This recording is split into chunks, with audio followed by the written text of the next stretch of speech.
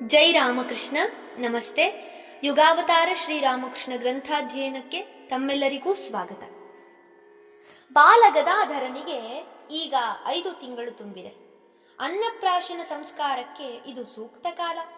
ಈ ಸಮಾರಂಭವನ್ನು ತನ್ನ ಇತಿಮಿತಿಯೊಳಗೆ ಸರಳವಾಗಿ ಮಾಡಿ ಮುಗಿಸೋಣವೆಂದು ಕ್ಷುದಿರಾಮ ನಿರ್ಧರಿಸಿದ. ಶಾಸ್ತ್ರವಿಧಿಗೆ ಅನುಗುಣವಾಗಿಯೇ ಕಾರ್ಯ ನಡೆಯಬೇಕು. ಆದರೆ ಸಾಮಾನುಗಳ ಪಟ್ಟಿಯನ್ನು ಬೆಳೆಯಗೊಡಬಾರದು. ಕೆಲವು ಆತ್ಮೀಯ ಬಂಧುಗಳನ್ನು ಆಹ್ವಾನಿಸಿದರೆ ಸಾಕು. ಇದು ಅವನು ಹಾಕಿಕೊಂಡಿದ್ದ ಯೋಜನೆ. ಆದರೆ ಕೊನೆಗೆ ನಡೆದದ್ದೇ ಬೇರೆ. ಕ್ಷುದಿರಾಮನ ಆಪ್ತ ಸ್ನೇಹಿತನಾದ ಧರ್ಮದಾಸಲಾಹ ಇಲ್ಲೊಂದು ಮುಖ್ಯ ಪಾತ್ರ ವಹಿಸಿದ. ಆತ ಆ ಗ್ರಾಮದ ಬ್ರಾಹ್ಮಣರನ್ನು, ಇತರ ಪ್ರಮುಖ ವ್ಯಕ್ತಿಗಳನ್ನು ಪ್ರೇರೇಪಿಸಿ ಕ್ಷುದಿರಾಮನ ಮನೆಗೆ ಕಳುಹಿಸಿದ. ಅವರೆಲ್ಲ ಬಂದು ಕ್ಷುದಿರಾಮನ ಮುಂದೆ ಕುಳಿತುಕೊಂಡು ತಮ್ಮ ಮಾತನ್ನು ಪ್ರಾರಂಭಿಸಿದರು. ಅಯ್ಯ ಕ್ಷುದಿರಾಮ, ದೇವರಂಥ ಮಗುವಿಗೆ ಅನ್ನಪ್ರಾಶನ ಮಾಡಿಸುತ್ತಿದ್ದೀಯೆ. ನಮಗೆಲ್ಲ ಬಹಳ ಆನಂದವಾಗಿದೆ. ನೀನು ಅಂದು ನಮಗೆಲ್ಲರಿಗೂ ಔತಣ ಕೊಡಿಸಬೇಕು. ಏನು ಹೇಳುತ್ತೀ? ಕ್ಷುದಿರಾಮ ಏನು ಹೇಳಿಯಾನು? ಅವನೀಗ ದೊಡ್ಡ ಉಭಯ ಸಂಕಟದಲ್ಲಿ ಸಿಕ್ಕಿಬಿಟ್ಟ. ಗ್ರಾಮದ ಪ್ರತಿಯೊಬ್ಬರೂ ತನಗೆ ಬೇಕಾದವರೇ, ತನ್ನ ಮೇಲೆ ಪ್ರೀತಿ ವಿಶ್ವಾಸ ಇಟ್ಟವರೇ.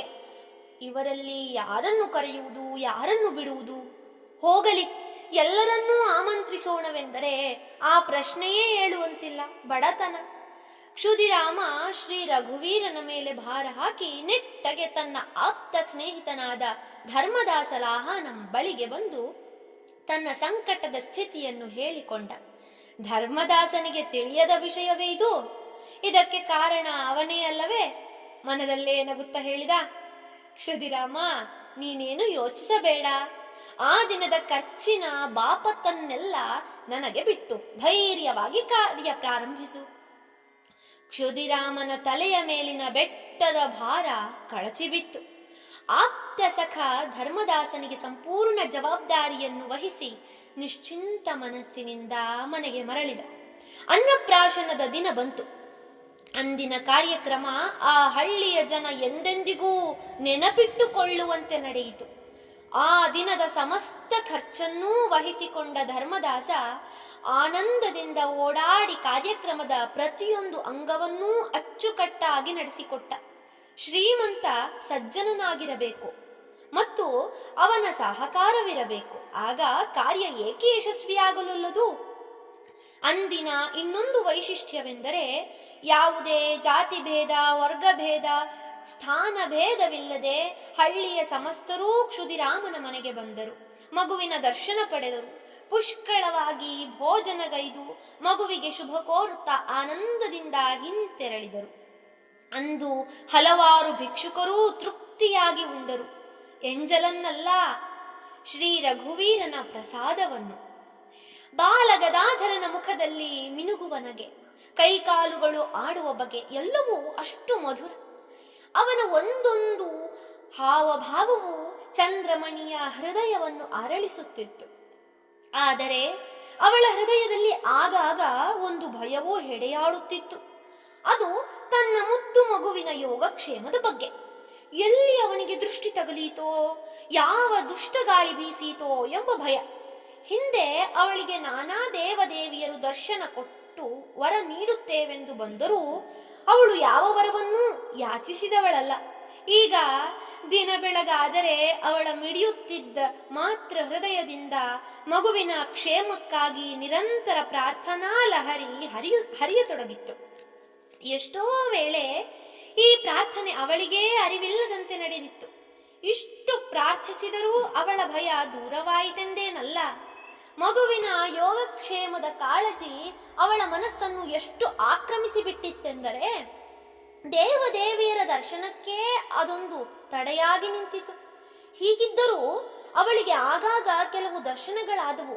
ಆದರೆ ಅವು ಅವಳಿಗೆ ಸಂತಸವನ್ನೀಯುವ ಬದಲು ಮತ್ತಷ್ಟು ಕಳವಳವನ್ನುಂಟು ಮಾಡುತ್ತಿದ್ದುವು. ಒಂದು ದಿನ ಬೆಳಗ್ಗೆ ಗದಾಧರ ಮಾತೆಯ ಮಡಿಲಲ್ಲಿ ಕುಳಿತು ಮೊಳೆ ಹಾಲು ಕುಡಿಯುತ್ತಾ ಹಾಗೆ ಮಲಗಿ ನಿದ್ರೆ ಮಾಡಿಬಿಟ್ಟ. ಚಂದ್ರಮಣಿ ಮಗುವನ್ನು ಹಾಸಿಗೆಯ ಮೇಲೆ ಮಲಗಿಸಿ ಸೊಳ್ಳೆ ಪರದೆ ಇಳಿಬಿಟ್ಟು ಮನೆ ಕೆಲಸದತ್ತ ಹೊರಟಳು. ಸ್ವಲ್ಪ ಹೊತ್ತಿನ ಬಳಿಕ ಯಾವುದೋ ವಸ್ತುವಿಗಾಗಿ ಕೋಣೆಗೆ ಹಿಂತಿರುಗಿದಳು. ಆಗ ಅವಳಿಗೊಂದು ಆಶ್ಚರ್ಯ ಕಾದಿತ್ತು. ಹಾಸಿಗೆಯ ಮೇಲೆ ಇದ್ದುದು ಮಗುವಲ್ಲ, ಒಬ್ಬ ಮನುಷ್ಯ. ಯಾರೋ ಉದ್ದನೆಯ ಅಪರಿಚಿತ ವ್ಯಕ್ತಿ ಹಾಸಿಗೆಯುದ್ದಕ್ಕೂ ಮಲಗಿಕೊಂಡಿದ್ದಾನೆ. ಚಂದ್ರಮಣಿ ಭಯಾಶ್ಚರ್ಯ ಭರಿತಳಾಗಿ ಕೋಣೆಯಿಂದ ಹೊರಗೋಡಿದಳು. ಪತಿಯನ್ನು ಕೂಗಿ ಕರೆದಳು. ಕ್ಷುದಿರಾಮ ಬಂದ, ವಿವರವನ್ನು ಕೇಳಿದ. ಆದರೆ ಪತ್ನಿಯ ಮಾತು ಕೇಳಿಕೊಂಡು ಕೋಣೆಯೊಳಗೆ ಹೋಗಿ ನೋಡಿದರೆ ಅಲ್ಲಿ ಮನುಷ್ಯನೂ ಇಲ್ಲ, ಯಾರೂ ಇಲ್ಲ. ಮಗು ಗದಾಧರ ಸುಖವಾಗಿ ಮಲಗಿದ್ದಾನೆ. ಕ್ಷುದಿರಾಮ ಮುಗುಳ್ನಗುತ್ತಾ ಮಡದಿಯ ಮುಖ ನೋಡಿದ.